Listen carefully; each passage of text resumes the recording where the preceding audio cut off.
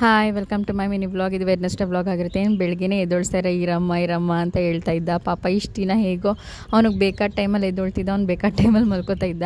But first day school ಆಗಿದ್ದರಿಂದ ಸ್ವಲ್ಪ ಬೇಗ ಎದ್ದೊಳಪ್ಪ, 9 o'clockಗೆ ಸ್ಕೂಲ್ ಇರೋದು ಅಂತ ಅಂದ್ಬಿಟ್ಟು ಸ್ವಲ್ಪ ಬೇಗ ಎದ್ದೊಳಿಸಿ ಅವ್ನಿಗೂ ಸ್ನಾನ ಮಾಡಿಸಿ ಪೂಜೆ ಎಲ್ಲ ಮಾಡಿಸಿ ಆಮೇಲೆ ದೋಸೆಗೆ ಹಿಟ್ಟು ರುಬ್ಬಿಟ್ಕೊಂಡಿದ್ದೆ ಅಂತ ದೋಸೆ ಮಾಡಿ ಆಲೂಗೆಡ್ಡೆ ಪಲ್ಯ ಮಾಡಿ ಕೊಟ್ಟೆ.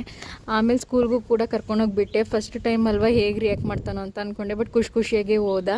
ಆಮೇಲೆ ಒಂದು ಸ್ವಲ್ಪ ಹೊತ್ತು ಈಚೆನೆ ನಿಂತಿರೋಣ ಹೇಗೆ ರಿಯಾಕ್ಟ್ ಮಾಡ್ತಾನೋ ಅಂತ ಅಂದ್ಬಿಟ್ಟು ನಿಂತಿದ್ರೆ ಅವ್ನ ಪಾಪ ಹತ್ತೇ ಬಿಟ್ಟ ನಮ್ಮನ್ನು ನೋಡ್ಬಿಟ್ಟು. ಆವಾಗ ತುಂಬ ಸ್ವಲ್ಪ ಬೇಜಾರಾಗ್ಬಿಡ್ತು.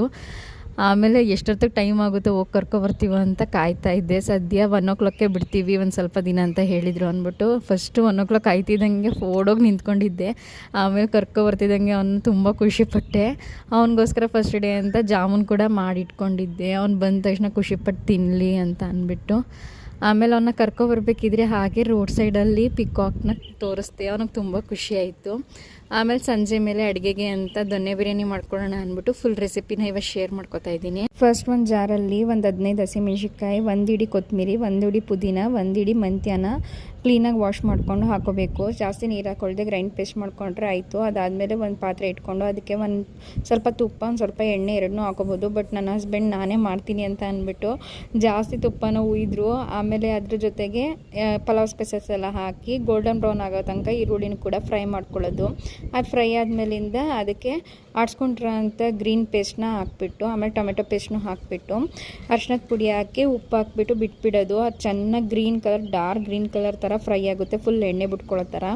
ಅದಾಗೋ ತನಕನೂ ಚೆನ್ನಾಗಿ ಫ್ರೈ ಮಾಡಬೇಕು. ಆಮೇಲೆ ಸ್ವಲ್ಪ ಗರಂ ಮಸಾಲ ಹಾಕಿ ಸ್ವಲ್ಪ ಫ್ರೈ ಮಾಡಿಬಿಟ್ಟು ಆಮೇಲೆ ವಾಶ್ ಮಾಡ್ಕೊಂಡ್ರೆ ಚಿಕನ್ನ ಹಾಕ್ಬಿಟ್ಟು ಜಾಸ್ತಿ ಹೊತ್ತು ಫ್ರೈ ಮಾಡಬಾರ್ದು. ಒಂದು 5 ನಿಮಿಷ ಹಂಗೆ ಫ್ರೈ ಮಾಡಿಬಿಟ್ಟು ಆಮೇಲೆ ತಕ್ಷಣ ನೀರು ಹಾಕ್ಬಿಟ್ಟು ಕುದಿಯೋಕ್ಕೆ ಬಿಟ್ಬಿಡೋದು. ಅದು ಚೆನ್ನಾಗಿ ಬರೋ ಗಂಟ ಚೆನ್ನಾಗಿ ಕುದಿಸ್ಬೇಕು ಒಟ್ಟಿನಲ್ಲಿ ಜಾಸ್ತಿ ಹೊತ್ತು.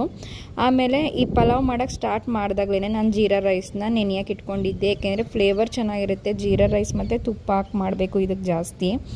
ನಿಮಗೆ ಬೇಕಾದ್ರೆ ಬೀಟಿ ರೈಸ್ ಕೂಡ ಹಾಕ್ಬೋದು, ಹಾಗೆ ಚೆನ್ನಾಗಿರುತ್ತೆ. ಆಮೇಲೆ ಲಾಸ್ಟಲ್ಲಿ ಕೈ ಆಡದೆ ತಿರುಗಿಸ್ತಾ ಕ್ಲೀನಾಗಿ ಅನ್ನ ಎಲ್ಲ ಸೆಟ್ ಆದಮೇಲೆ ಲಾಸ್ಟಲ್ಲಿ ತುಪ್ಪ ಹಾಕ್ಬಿಟ್ಟು ದಮ್ ಕಟ್ಬಿಟ್ರೆ ಸೂಪರಾಗಿರೋ ದೊನ್ನೆ ಬಿರಿಯಾನಿ ರೆಡಿ ಆಗುತ್ತೆ.